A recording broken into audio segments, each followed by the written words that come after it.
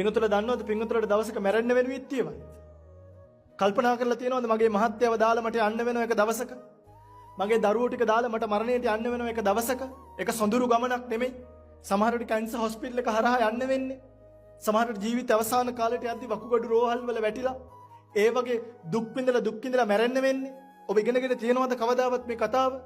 ජීවිතේ කවදම හරි දවසක මල් ශාලාවක පිටිපස්සට ගිහිල්ලා එම්බාම් කරන මිනිහක් බලලා අනේ දෙයියනේ මේක තමයි ඒවන් භාවි ඒවන් ධම්මෝ මටත් මේ සිතේ වෙනව නේද කියලා ඔබ කල්පනා කරලා තියෙනවද?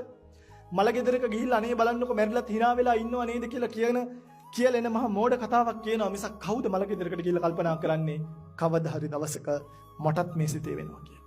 ඔබේ පුතාට ඔබේ දුවට ඔබ කවද්ද මලගෙදරකට ගිහිල්ලා මිනිහ පෙන්නලා කියලා දුන්නේ දුවේ පුතේ ඕනවට වඩා දඟලන්න එපා. කොයි කාගේ ජීවිත සෙල්ලම මෙතනින් ඉවරයි කියලා. මොකද ඔබ ලෝකයට ඇලුම් කරන ප්‍රමාණය ලොකුයි. ඔබට ලෝකයේත් එක්ක තියෙන තෘෂ්ණාව වැඩි. ඔබට මේ ලෝකය අතහැර ගන්න බැරුව දඟලනවා. උපදි නිරුද්ධ කරලා නැහැ. කාම උපදි. ඇහැ පිනවන්න, කන පිනවන්න, නාසය පිනවන්න, දිව පිනවන්න, ශරීරය පිනවන්න ඔබ නොකරන දෙයක් නේ. ඔබ මාර දැඟල ඔබේ ඇහැ පිනවන්න ඔබ දඟලන දැඟලිල්ලක් ඔබ හිතලා බලන්න. නිකන් ඔබ මේ උදේ ඉඳන් වැඩ කරලා, කට්ට කාලා, හම්බ කරලා, ගෙවල් දොරවල් හදලා ඔක්කොම කරන්නේ. එක්ක ඔබේ ඇහැ පිනව ගන්න. එක්ක ඔබේ දිව පිනව ගන්න. එක්ක ඔබේ කය පිනව ගන්න. එක්ක ඔබේ නාසය එක්ක ඔබේ කන පිනව ගන්න. ඔබට සැපෙන් ඉන්නවා කියලා කරන්න දන්නේ එකම දේ. බලන්න සංගීතයක් තිබ්බොත් අපේ මිනිස්සු වැල නොකඩී යන්නේ ඇයි? අයියා යම් පොඩි සැපක් අරන් එන්න. ඔබ සැප කියලා දන්නේ කන පිනවීම සම්බන්ධව තියෙන කතාව විතරයි. ඔබට සැප දෙන්න හිතාගෙන තමයි ලොකු ලොකු ස්පීකර් ගොඩාක් දාලා හතර වටේට ලයිට් ගගා සද්දින් සින්දු දාන්නේ.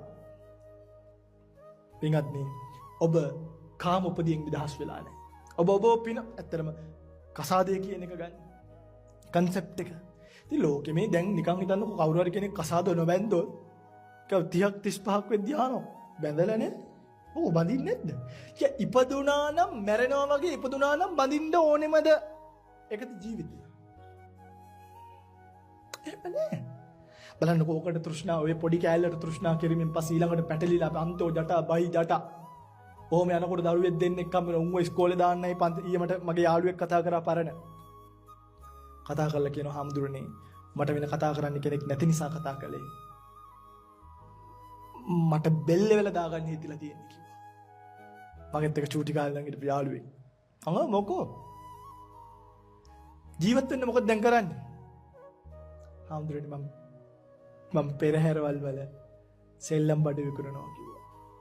පොඩි කාලේ කොණ්ඩේ ජෙල් කරලා අලුත් මාලා ආවම ඒවා දාලා පොඩි පච්චයක් ගහලා අලුත් චරප්පු දෙක හොද්දට මැදලා දාලා බයික් එකේ කුරුල්ලා වගේ ගියපු කොල්ලෝ ජීවිතේ එක තැනකට ගෙට ගහිලා දැන් බෙල්ලට ගැටයක් දාගන්න ලණුවක් හොයනවා. තන්න උපදි වලින් නිදහස් වෙලා නැහැ. හැබැයි අපි බලන්නකෝ. අපි තේරුම් ගත්ත දේ තමයි පින්වත්නි මම ඔබටත් කියන්නේ කවදා හරි දවසක තේරුම් ගන්නවා නම් මේ ටික තේරුම් ගන්න. ඒත් ඔබ ඔය ගත කරන ජීවිතේ තේරුමක් නැහැ රත්තරන් පින්වත්නි. වැඩක් තියෙනවා නම් අපි මහාන වෙලා ඉන්නවද? ගෙදර යනවනේ හත් පලාන. කණ්ඩ නැතුව මහණුණා කියලා හිතනවද? ඉන්න තැනක් නැතුව මහණුණා කියලා හිතනවද? නෑ. මහාන වෙලා මේ සාසනයට වෙලා සිවුරක් දාගෙන අලි ගහන කැලේකට වෙලා මොකද ඉන්නේ? ඔය ගත කරන ජීවිතේ කිසිම අර්ථයක් නැති අනර්ථවත් කෙලවරක් තියෙන ජීවිතයක් ගිහිල්ලා බලන්න. ඕකේ ඔබ ඔය දුවන ට්‍රැක් එකේ දුවලා බලන්න අවසානෙට තියෙන්නේ කනත්ත. ඔබට හම්බ වෙන්නේ නැහැ සහතික, ඔබට හම්බ වෙන්නේ නැහැ සම්මාන, ඔබට හම්බ වෙන්නේ නැහැ පදක්කම්. හම්බ වෙනව නම් එක සහතිකයයි. ඒ සහතිකයට කියන්නේ මරණ සහතිකය. ඕකේ කෙලවර තියෙන්නේ මරණය.